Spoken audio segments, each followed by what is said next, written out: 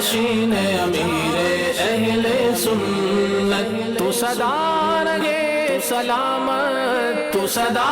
رہے سلامت، تجھ پر ہو رب کی رحمت۔ الحمدللہ رب العالمین والصلاة والسلام علی سید الانبیاء والمرسلین، اما بعد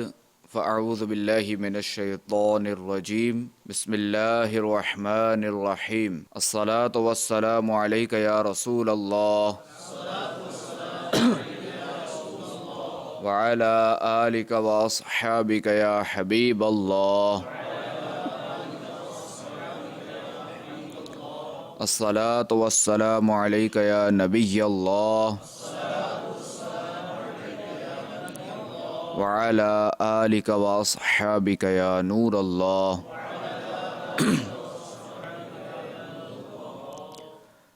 یا ایھا الناس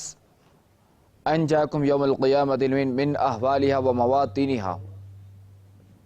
یعنی اے لوگو قیامت کے دن اس کی وحشتوں اور دشوار گزر گھاٹیوں سے نجات پانے والا تم میں سے وہ شخص ہوگا اکثرکم علی صلاۃ فی دار الدنیا، یعنی جو دنیا میں مجھ پر کثرت سے درود پاک پڑھتا ہوگا۔ صلو علی الحبیب صلی اللہ تعالی علی محمد۔ میرے میٹھے میٹھے اسلامی بھائیوں، قیامت کے روز نفسی نفسی کا عالم ہوگا، اور ایسے کڑے وقت میں وہ شخص جس نے حضور پاک صلی اللہ تعالی علیہ وآلہ وسلم پر کثرت سے درود پاک پڑھے ہوں گے، وہ قیامت کی ان سختیوں اور تکالیف سے محفوظ ہوگا۔ تو لہٰذا ہمیں بھی چاہیے کہ رسول اللہ صلی اللہ تعالی علیہ وآلہ وسلم کی بارگاہ میں عشق و محبت میں جھوم جھوم کر درود و سلام پڑھتے رہیں، اور اپنی زندگی کو غنیمت جانتے ہوئے اپنی قبر و حشر کی تیاری میں مشغول ہو جائیں۔ صلو علی الحبیب صلی اللہ تعالی علی محمد صلی اللہ علیہ وسلم۔ فرمان مصطفیٰ صلی اللہ تعالی علیہ وآلہ وسلم، نیت المؤمن خیر من عملہ، یعنی مسلمان کی نیت اس کے عمل سے بہتر ہے، اور یہ بھی یاد رہے کہ کسی بھی عمل میں جتنی نیتیں زیادہ ہوں گی اتنا ثواب بھی زیادہ ہوگا۔ تو نیت کیجئے کہ نگاہ نیچی کے خوب کان لگا کر بیان سنوں گا، ٹیک لگا کر بیٹھنے کے بجائے علم دین کی تعظیم کی خاطر جہاں تک ہو سکا دو زانوں بیٹھوں گا، اور چونکہ کرسی پہ تو یہ بیٹھنا ممکن نہیں ہے، اور کرسی پہ یوں بھی نہیں بیٹھیں کہ اگر اس طرح اگر بیٹھیں گے بغیر ٹیک کے تو بھی توجہ بٹے گی۔ صلو علی الحبیب، اذکر اللہ اور توبوا الی اللہ وغیرہ سن کر ثواب کمانے اور صدا لگانے والوں کی دل جوئی کے لیے بلند آواز سے جواب دوں گا۔ صلو علی الحبیب صلی اللہ تعالی علی محمد صلی اللہ علیہ وسلم۔ ویسے تو زبان پر یا ذہن میں جب قیامت کا لفظ آتا ہے تو دل میں ایک خوف سی کیفیت پیدا ہوتی ہے، لیکن قیامت کا دن اس سے بھی زیادہ اور بہت ہی زیادہ ہولناک ہے۔ قیامت کی ہولناکیاں بیان کرتے ہوئے اللہ تبارک و تعالی ارشاد فرماتا ہے، یا ایھا الناس اتقوا ربکم ان زلزلۃ الساعۃ شیء عظیم یوم ترونها تذہل کل مرضعۃ عما ارضعت وتضع کل ذات حمل حملها وترى الناس سکارى وما هم بسکارى ولكن عذاب اللہ شدید۔ اے لوگو، اپنے رب عز و جل سے ڈرو، بے شک قیامت کا زلزلہ بہت بڑی چیز ہے۔ جس دن تم اسے دیکھو گے تو یہ حالت ہوگی کہ ہر دودھ پلانے والی اپنے دودھ پیتے بچے کو بھول جائے گی، اور ہر حمل والی اپنا حمل ڈال دے گی، اور تو لوگوں کو دیکھے گا جیسے نشے میں ہیں،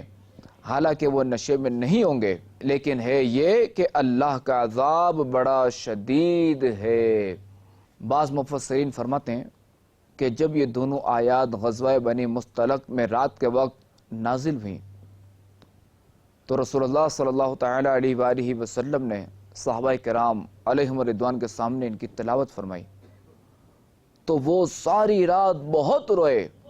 اور جب صبح ہوئی تو انہوں نے اپنے جانوروں سے زینے نہ اتاری اور جس جگہ ٹھہرے وہیں خیمے نصب نہ کیے اور نہ ہی ہانڈیاں پکائیں، اور وہ غم زدہ، پرنم اور فکر مند تھے۔ میرے میٹھے میٹھے اسلامی بھائیوں اور مدنی چینل کے ناظرین، یہ ان ہستیوں کا حال تھا کہ جن سے اللہ تبارک و تعالی نے بھلائی کا وعدہ فرمایا ہے، اور ان میں سے بعض کو تو دنیا ہی میں زبان رسالت سے جنت کی بشارت مل چکی ہے۔ تو ہمیں قیامت کی شدت، ہیبت، ہولناکی اور اس کی سختی سے تو کہیں زیادہ ڈرنا چاہیے، کہ کیونکہ ہمارے ساتھ نہ تو کوئی ایسا وعدہ فرمایا گیا ہے جیسا کہ صحابہ کرام علیہم رضوان کے ساتھ فرمایا گیا تھا، اور نہ ہی ہمیں دنیا میں رہتے ہوئے قطعی جنت کی بشارت مل چکی ہو۔ لیکن افسوس، فی زمانہ قیامت سے لوگوں کی غفلت انتہائی عروج پر نظر آ رہی ہے، اور نہ جانے کس امید پر وہ قیامت کے بارے میں بے فکر ہیں۔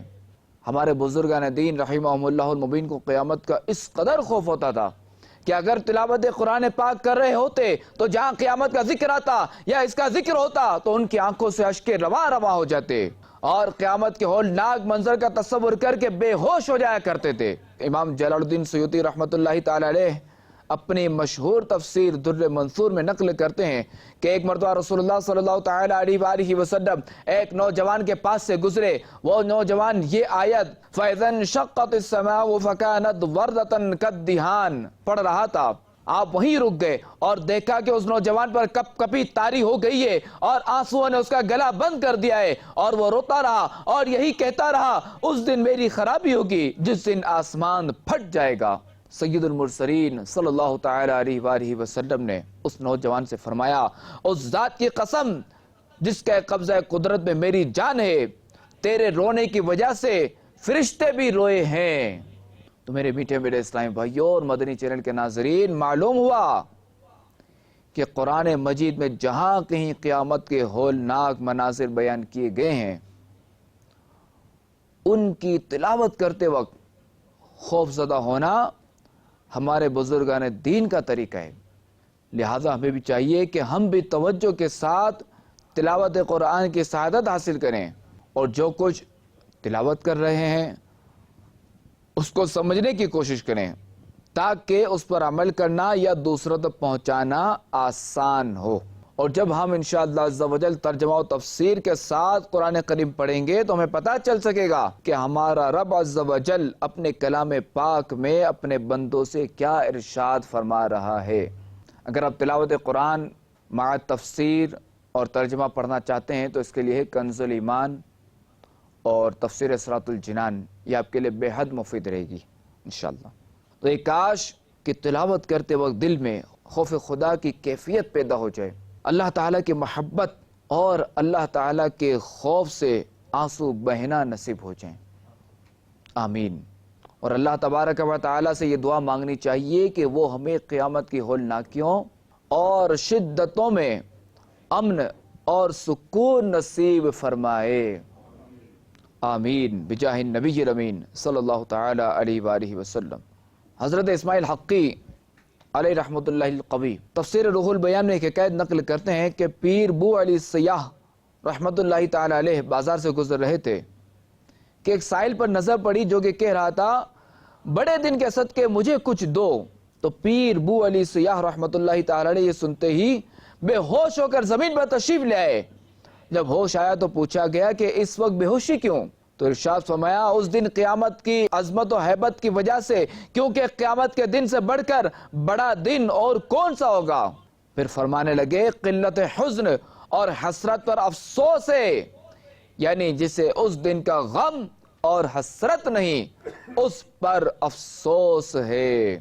قیامت کے ہولناک منظر کو بیان کرتے ہوئے اللہ تبارک و تعالی پارہ 30 سورہ قاریہ کی آیت نمبر 1 تا 5 میں ارشاد فرماتا ہے، القاریعۃ ما القاریعہ وما ادراک ما القاریعہ یوم یکون الناس کالفراش المبثوث۔ وہ دل دہلا دینے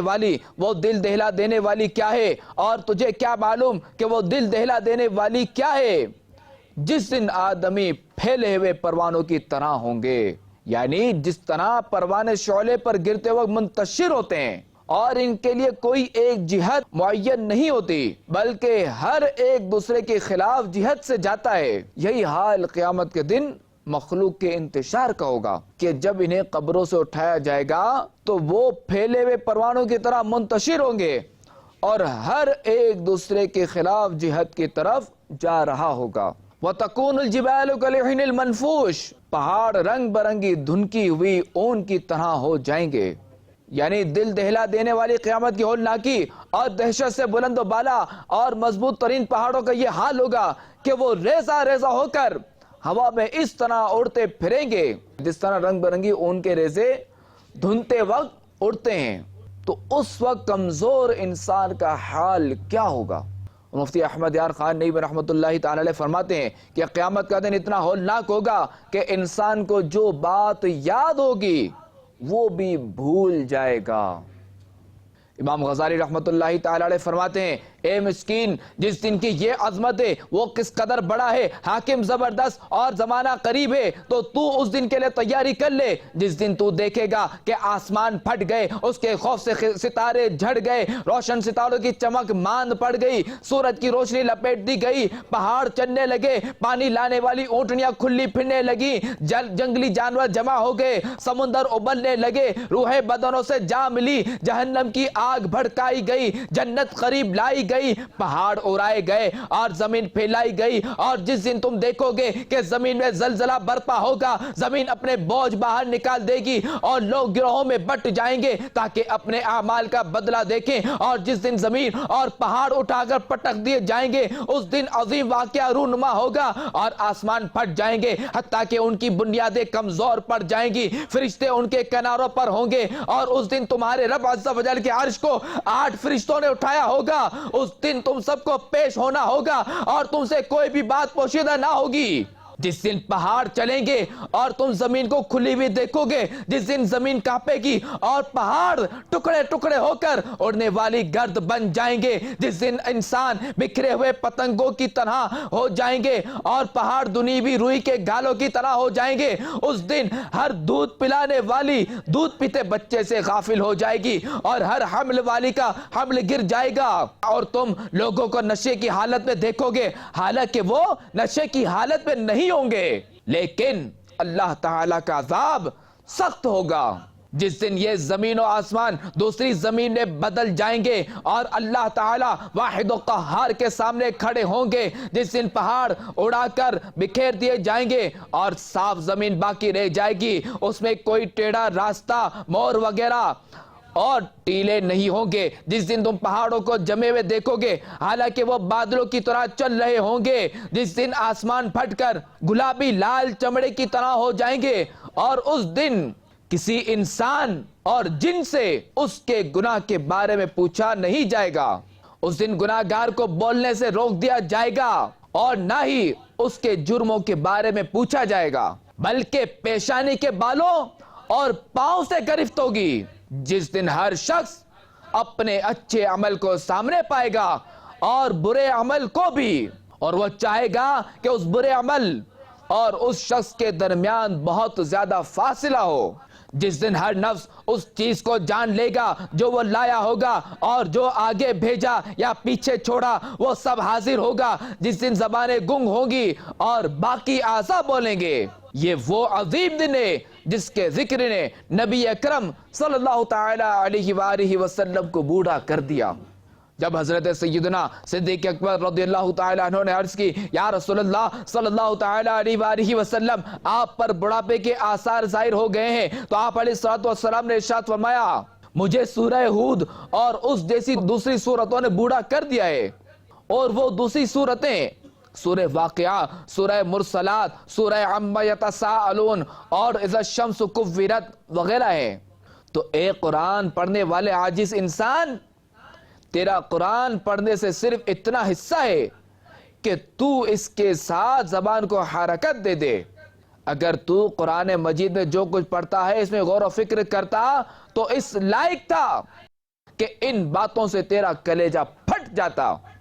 جن باتوں نے سرکار دو عالم صلی اللہ تعالی علیہ وآلہ وسلم پر بڑھاپے کے آثار ظاہر کر دیے۔ اگر تم صرف زبان کی حرکت پر قناعت کرو گے تو قرآن مجید کے ثمرے سے محروم رہو گے۔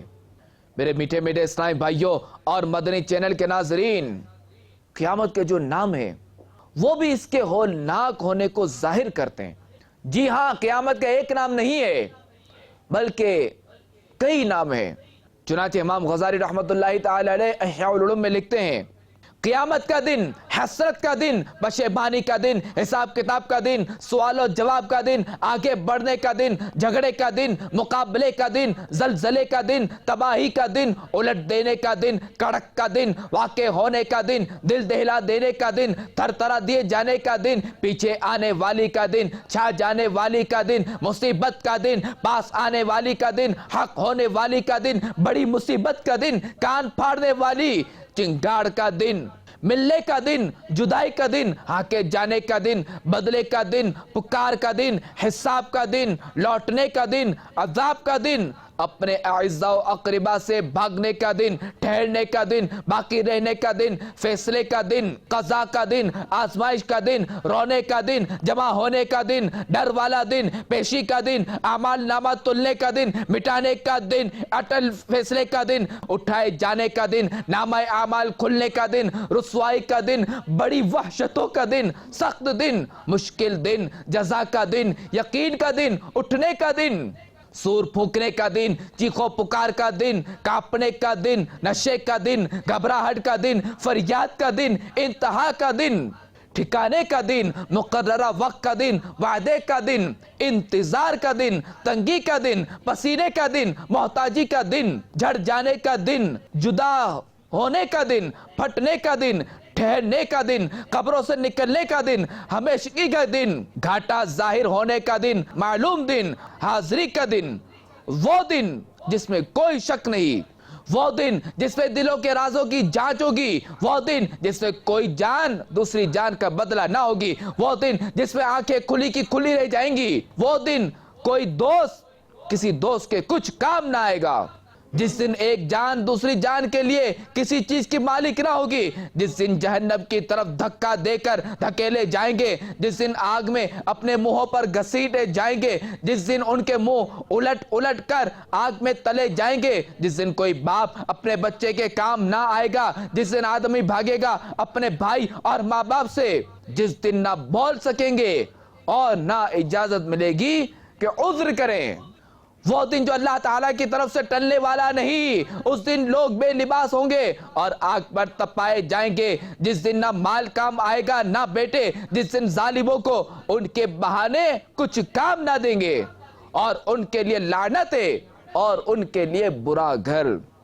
جس دن بہانے رد کر دیے جائیں گے، جس دن چھپی باتوں کی جانچ ہوگی، پوشیدہ ظاہر ہو جائے گا اور پردے کھل جائیں گے، جس دن آنکھیں جھک جائیں گی، آوازیں رک جائیں گی، دائیں بائیں کوئی توجہ نہ رہے گی، چھپی باتیں کھل جائیں گی، خطائیں سامنے آ جائیں گی، جس دن بندوں کو پیشی کے لیے چلایا جائے گا اور ساتھ میں گواہ بھی ہوں گے، بچہ بوڑھا ہو جائے گا اور بڑے کی عقل زائل ہو جائے گی، بس اس دن ترازو رکھے جائیں گے اور نامہ اعمال کھولے جائیں گے، جہنم ظاہر ہو جائے گی اور کھولتا پانی جوش مار رہا ہوگا، آگ لپٹیں مارے گی اور کافر مایوس ہو جائیں گے، جہنم بھڑکائی جائے گی اور رنگ بدل جائیں گے، زبانیں گنگ ہو جائیں گی اور انسان کے اعضاء گفتگو کریں گے، کلام کریں گے، بات کریں گے۔ تو میرے میٹھے میٹھے اسلامی بھائیوں اور مدنی چینل کے ناظرین، آئیے ہم کچھ غور و فکر کریں، کچھ دیر کے لیے اپنے دماغ کو، اپنے ذہن کو دنیوی خیالات سے دور کرتے ہوئے اپنے انداز زندگی کا جائزہ لیجئے کہ قیامت کے اس ہولناک دن کے لیے ہماری کیا تیاری ہے۔ اور آپ نے دیکھا ہوگا کہ جب کسی مسافر نے سفر کرنا ہوتا ہے تو وہ سفر سے پہلے اس کی تیاری کرتا ہے، اور جیسا سفر ہوتا ہے ویسی تیاری ہوتی ہے۔ ہم بھی دنیا میں جو ہے وہ گویا ایک مسافر کی طرح ہیں، اور یہ دن رات کا آنا جانا، صبح و شام کا تیزی کے ساتھ گزرنا، ہمارے اس سفر کو یہ گویا کم کیے جا رہے ہیں۔ حالانکہ بچے کی پیدائش پر کتنی خوشیاں منائی جاتی ہیں، پھر اس کی سالگرہ برتھ ڈے کے موقع پر نہ جانے کیسے کیسے غیر شرعی کام بھی ہوتے ہوں گے، اور سالگرہ کے موقع پر خوشی سے اچھل کود کر رہے ہوتے ہیں کہ والد کہتا ہے کہ میرا بیٹا آج 10 سال کا ہو گیا, میرا بیٹا آج 15 سال کا ہو گیا, اور اس طرح جو وہ سالگرہ منائی جاتی ہے. اور اگر ہم غور کریں تو حقیقت میں یہ موقع شاید خوشی منانے کا نہیں ہے, بلکہ دراصل اس کی جتنی زندگی تھی یہ اس سے 1 سال کم ہو گیا. اور ایسے موقع پر تو اللہ تبارک و تعالی سے خیر و عافیت کا سوال کرنا چاہیے, اور نیکیوں والی طویل زندگی کا سوال کرنا چاہیے, گناہوں سے بچ کر نیک اعمال بجا لانے والی زندگی ملنے کا سوال کرنا چاہیے. مگر افسوس صد افسوس, ہمارے شب و روز اللہ تبارک و تعالیٰ کی نافرمانیوں میں گزرتے جا رہے ہیں. کہیں شراب و رباب کی محفلیں سجی ہیں تو کہیں حیا کا جنازہ نکلا ہوا ہے, کہیں دوستی کے نام پر جوان لڑکے اور لڑکیاں اسلام کے پیارے اصولوں کو توڑ کر اپنے آپ کو گناہوں کی دلدل میں پھنسائے جا رہے ہیں, تو کہیں احترام مسلم کو ایک طرف رکھ کر ظلم و ستم کی آندھیاں چل رہی ہیں. ہمیں کیا ہو گیا ہے؟ کیا ہمیں مرنا نہیں ہے؟ ہماری آنکھوں سے غفلت کا پردہ کب اٹھے گا کہ روز بروز اٹھنے والے جنازے سے ہم عبرت حاصل کیوں نہیں کرتے؟ اے کاش ہم خواب غفلت سے بیدار ہو کر اس طویل سفر کی تیاری میں لگ جائیں کہ جس کے آنے کا کسی کو انکار نہیں. اور یہ سفر ایسا ہے کہ سفر کی تیاری کے لیے ہمیں کسی کی مدد بھی لینی ہوگی, اور کیونکہ یہ انسان کی فطرت ہے کہ سفر لمبا ہو تو کسی کی ہم نشینی یعنی کسی کو ساتھ رکھنا یہ پسند کرتا ہے, اور کیونکہ اکیلے اور لمبے سفر میں ڈر بھی لگتا ہے, تو ہمیں اس سفر کی تیاری میں کیا کیا ساتھ دینا ہوگا اس کی معلومات بھی لینی ہوگی. جی ہاں, اس کے لیے ہمیں سب سے پہلے اللہ تبارک و تعالیٰ کی بارگاہ میں اپنے گناہوں سے پکی اور سچی توبہ کرنی ہوگی. پھر سنجیدگی کے ساتھ میدان عمل میں اپنے آپ کو آگے بڑھانا ہوگا. نیک اعمال کی بجا آوری کے لیے اخلاص کے ساتھ کوشش کرنی ہوگی, اور اس سفر کی تیاری کے لیے اچھی صحبت اپنانی ہوگی, اور ہم دامن مصطفیٰ کو مضبوطی سے تھام لیں, اور رسول اللہ صلی اللہ تعالی علیہ وآلہ وسلم کی مبارک زندگی ہمارے لیے بہترین نمونہ ہے. اور اللہ تبارک و تعالیٰ کا لاکھ لاکھ شکر ہے کہ اس نے ہمیں اس دور میں دعوت اسلامی کا مدنی ماحول نصیب فرمایا, اور یہ مدنی ماحول ہمیں سفر آخرت کی تیاری کا ذہن دیتا ہے, یہ اس کی سوچ دیتا ہے. تو میٹھے میٹھے اسلامی بھائیو, آئیے دعوت اسلامی کے مدنی ماحول میں اپنے آپ کو نیکی کی دعوت عام کرنے والے مدنی کاموں میں مصروف رکھیں, تو انشاءاللہ عز و جل اس سے ہم خود بھی گناہوں سے بچے رہیں گے اور دوسروں تک بھی نیکی کی دعوت پہنچتی رہے گی. تو دعوت اسلامی کے تحت جو ہے وہ ہفتہ وار سنتوں بھرے اجتماع بھی ہوتے ہیں. تقریباً صرف پاکستان میں جو ہے وہ 800 سے زائد مقامات پر اس کے ویکلی اجتماعات ہوتے ہیں ہر جمعرات, اور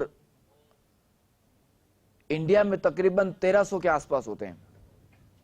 اور اس کے علاوہ بھی جہاں جہاں دعوت اسلامی کے مدنی کام ہے, جیسے کینیا میں بھی اس کے ہفتہ وار اجتماعات ہوتے ہیں, تو ساؤتھ افریقہ میں بھی ہوتے ہیں, تو تنزانیہ میں بھی ہوتے ہیں, تو یوگنڈا میں بھی ہوتے ہیں, موزمبیق میں بھی ہوتے ہیں, اور بھی جو دیگر ممالک ہیں, تو وہاں بھی الحمدللہ عز و جل دعوت اسلامی کے ہفتہ وار سنتوں بھرے اجتماعات ہوتے ہیں. تو میں آپ سب کو دعوت دیتا ہوں کہ آپ دنیا میں جہاں کہیں بھی ہو, آپ کا جہاں بھی سفر ہو, آپ ضرور بھی ضرور دعوت اسلامی کے اس ہفتہ واری اجتماع میں ضرور بھی ضرور شرکت فرمایا کریں انشاءاللہ عز و جل. ایک تو یہ کہ آپ مسجد میں رہیں گے اور اعتکاف کی نیت کریں گے, تو انشاءاللہ عز و جل آپ کو نفلی اعتکاف کا ثواب ملتا رہے گا, یعنی مفت میں ایک طرح سے آپ کا میٹر چلتا رہے گا ثواب کا, کہ آپ بیٹھے میں مسجد میں آپ کو ثواب انشاءاللہ عز و جل ملتا رہے گا. پھر دوسرا یہ کہ وہاں بیان ہوتا ہے تو بیان میں کچھ سیکھنے کو ملے گا. پھر یہ کہ ذکر اللہ بھی ہوتا ہے, ذکر ہوتا ہے. پھر یہ کہ دعا بھی ہوتی ہے, صلاۃ و سلام بھی ہوتا ہے, اور کچھ مخصوص درود پاک بھی پڑھائے جاتے ہیں,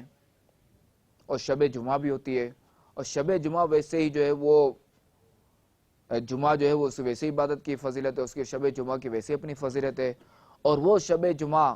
مسجد میں گزرے تو اس کی پھر کیا بات ہے۔ تو اب نیت کیجئے کہ انشاءاللہ عز و جل آپ سب ہفتہ واری سنتوں پر اجتماع میں شرکت کریں گے انشاءاللہ۔ اور دوسرا یہ کہ دعوت اسلامی کے تحت جو ہے وہ مدرسۃ المدینہ بالغان کی ترکیب ہوتی ہے کہ جس میں صحیح مخارج کے ساتھ قرآن پاک پڑھنا سکھایا جاتا ہے۔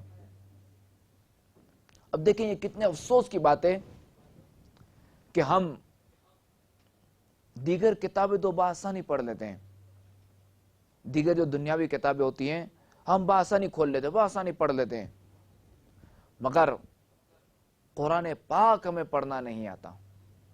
اب ہو سکتا ہے کسی کے وسوسہ ہے کہ میں تو تلاوت کر لیتا ہوں، میں تو قرآن پڑھ لیتا ہوں، اور یہ کیسے کہہ رہے ہیں کہ مجھے قرآن پاک پڑھنا نہیں آتا۔ تو عرض کر دوں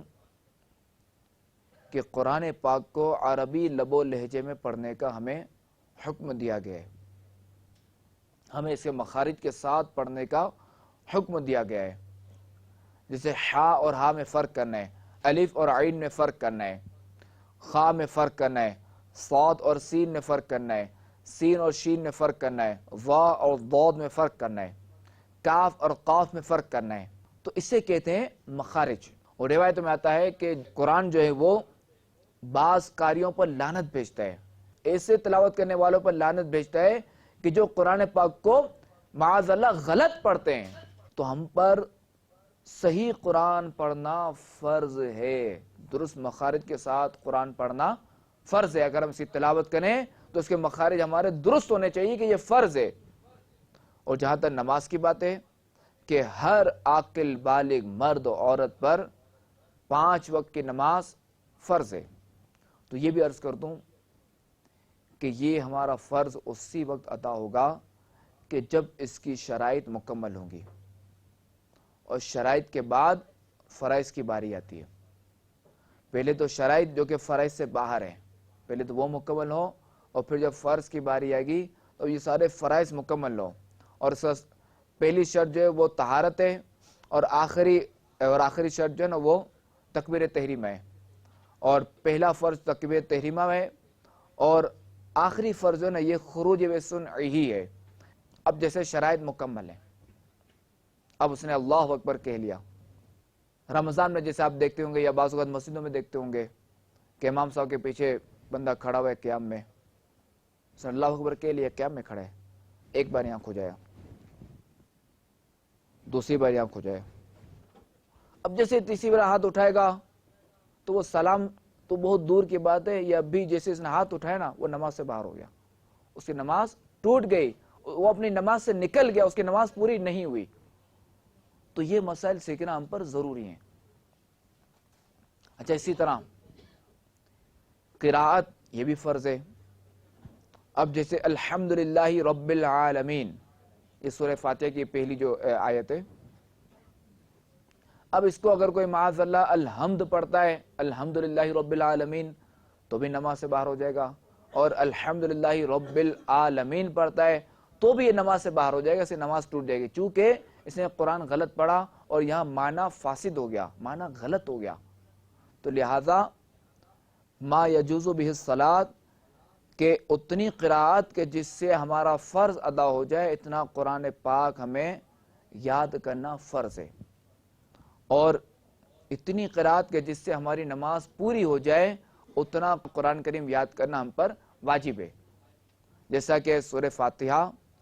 اور کوئی بھی ایک چھوٹی سورت یا کوئی بھی 3 آیات، ان سب کا یاد کرنا واجب ہے،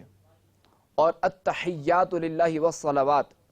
یہ بھی یاد کرنا واجب ہے۔ باقی یہ کہ اللہ اکبر بندہ آرام سے کہہ لیتا ہے، اور السلام علیکم ورحمۃ اللہ، بس خالی بندہ جو نا پہلے یہ یاد کر لے، یہ امپورٹنٹ، پھر ان کو یہ ترجیح دے، ان کو پہلے یاد کرے، باقی چیزیں سیکھنا چاہے سیکھنی چاہیے۔ کہ ہم دنیاوی معاملے میں ہر چیز سیکھتے ہیں، کہ تھوڑا سا وہ آئی یا ٹی یا کچھ ہوتا ہے تو ہم اس کے بارے میں پوچھنے دیں، یا ٹی کا مطلب کیا ہے، یہ ٹی بیچ میں کیوں، یہ سائلنس ہے، یہ کیا ہے، اس کو پڑھیں گے یا نہیں پڑھیں گے، اس کا کیا پروناؤنسیشن ہے، یہ سارا ہم سیکھتے ہیں نا دنیاوی معاملے میں۔ تو ظاہر ہے کہ ہمیں اپنے اخروی معاملات میں سیکھنا چاہیے۔ تو الحمدللہ عز و جل دعوت اسلامی کے تحت جو ہے مدرسۃ المدینہ بالغان، اس کی بھی ترکیب ہوتی ہے۔ جس میں صحیح مخارج کے ساتھ قرآن پاک پڑھنا سکھایا جاتا ہے، نماز کا پریکٹیکل بھی کرایا جاتا ہے، نماز بھی درست کرائی جاتی ہے، اور دیگر دعائیں بھی یاد کرائی جاتی ہے، دیگر سنتیں اور آداب بھی سکھائے جاتے ہیں، تاکہ ایک عام مسلمان کی زندگی سنتیں اور آداب کے مطابق گزرے۔ چونکہ ہمارا دین وہ ہے، ہمارا مذہب وہ ہے، ہمارا مذہب اسلام ہے، یہ ہمیں سونے سے لے کر جاگنے تک اور جاگنے سے لے کر سونے تک کہ سارے اصول ہمیں سکھاتا ہے، سارے ڈھنگ سکھاتا ہے، سارے طریقہ سکھاتا ہے۔ وہ سونا کس طرح ہے؟ اچھا وہ سیدھی کروٹ کے بل لیٹنا چاہیے۔ امام غزالی رحمۃ اللہ تعالی علیہ لکھتے ہیں کہ سیدھی کروٹ بندہ لیٹے، قبلہ رو لیٹے۔ اچھا اب سیدھی کروٹ لیٹے گا تو چونکہ یہاں بیچ میں ہڈی ہے، دل یہاں ہے، یہاں بیچ میں ہڈی ہے، اب جب یہ سیدھی کروٹ لیٹے گا تو یہ دل جو ہے یہ ہڈی کی طرف آ جائے گا۔ اب اگر یہ الٹی طرف لیٹتا ہے تو دل اس کا لٹک جائے گا۔ اگر یہ الٹی طرف لیٹ کر سوئے گا تو غافل سوئے گا، سیدھی طرف لیٹ کر سوئے گا تو غفلت نہیں ہوگی۔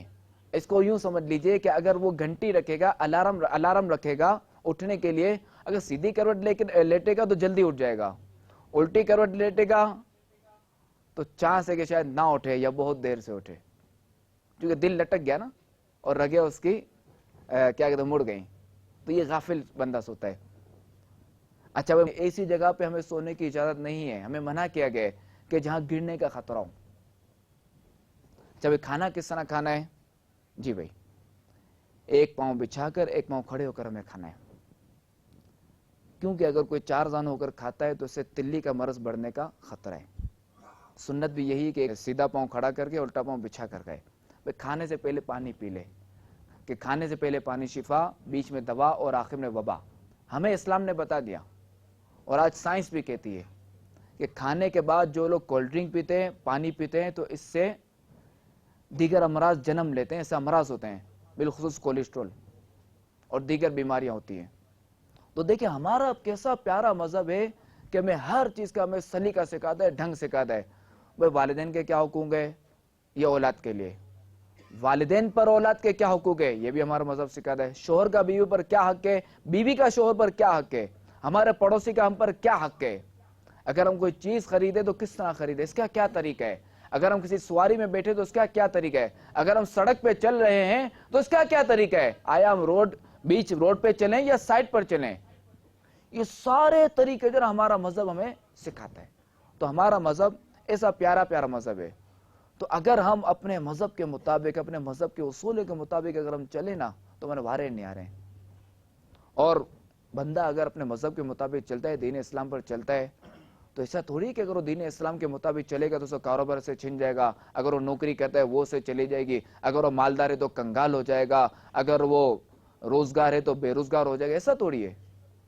نہیں، مذہب پر چل کر جو ہے وہ اس کے کاروبار میں اور برکت ہوگی، بلکہ وہ شرعی اصولوں کے مطابق کاروبار کرے گا تو بہت اس کے لیے فائدہ ہے، بہت برکت ہے۔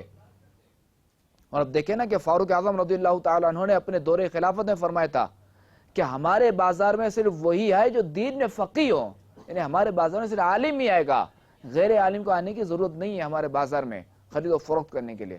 تو پہلے کا دور ایسا تھا کہ جو کاروباری حضرات تھے اور بیچنے والے بھی اور خریدنے والے بھی دونوں عالم ہوتے تھے۔ اللہ ہمیں جو بھی ہم پر فرض علوم ہے ہمیں وہ حاصل کرنے کی توفیق عطا فرمائے۔ تو میرے میٹھے میٹھے اسلام بھائیوں، جو اسلام بھائی درست مخارج کے ساتھ قرآن پاک پڑھنا نہیں جانتے اور جن کا یہ ذہن بنا کہ ٹھیک ہے اگر انہوں نے پہلے کہیں قرآن پاک پڑھا ہوا ہے، وہ اگر چاہتے ہیں تو اپنا قرآن پاک سنا دیں اور اپنی زندگی قرآن و سنت کے مطابق گزاریں، تو وہ مدرسۃ المدینہ بالغان میں داخلہ لیں۔ اور یہ مدرسۃ المدینہ بالغان سے 40 منٹ کا ہوتا ہے، اور عشاء بعد، اور اس کی ترکیب عشاء بعد ہوتی ہے، اور صرف اس کا دوران 40 منٹ ہے۔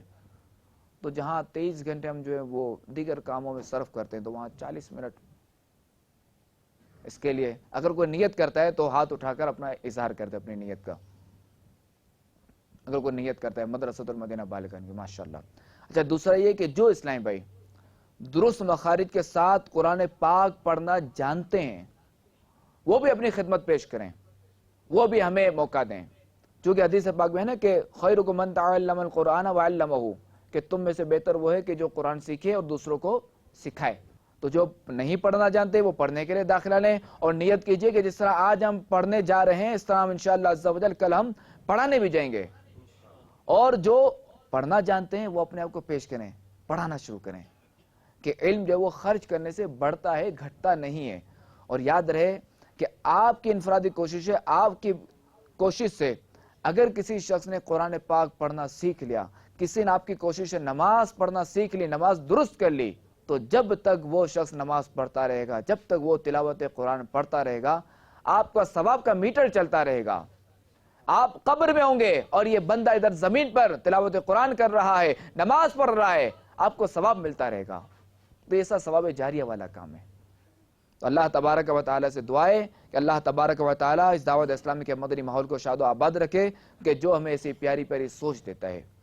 اللہ تعالیٰ امیر سنت کا سایہ دراز فرمائے، ان کے علم و عمر میں برکتیں عطا فرمائے. اللہ تعالیٰ علماء اہل سنت و مشائخ اہل سنت کا سایہ ہمارے سروں پر دراز فرمائے، انہیں درازی عمر بالخیر عطا فرمائے. اللہ تعالیٰ عالم اسلام پر اپنا خاص فضل و کرم فرمائے. آمین بجاہ النبی الامین صلی اللہ تعالی علیہ وآلہ وسلم. صلو علی الحبیب. جانشین امیر اہل سنت تو سدا رہے سلامت، تو سدا رہے سلامت، تجھ پر